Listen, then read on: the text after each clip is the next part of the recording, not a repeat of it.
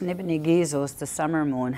Nibin means summer, and means everything is thought out, you know. And so what we do is we call it the sweetgrass moon as well, because it's usually when our sweetgrass is ready to be picked and ready to be harvested, we call it.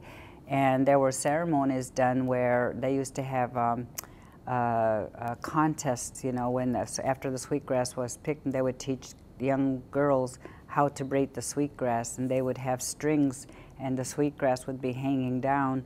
And I remember in my home, my grandmother and her sister, and that when they used to be braiding the sweetgrass, they'd have a string, and they'd use the back of a chair, and they just have a string like this, and then they'd hang their sweetgrass there, and they'd be braiding it from the back of the chair.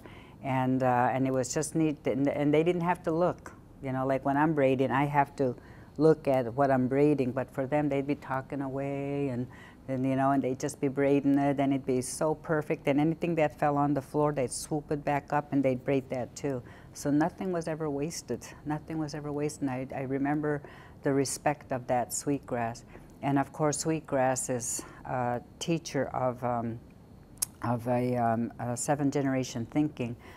You know, so each of these moons, and of course the salmon is beginning to, you know, come. They'll always say that when you start seeing the fireflies, then it's good fishing and stuff. You know, because my grandfather was a fishing guide, and so he would know when to go fishing as a fishing guide.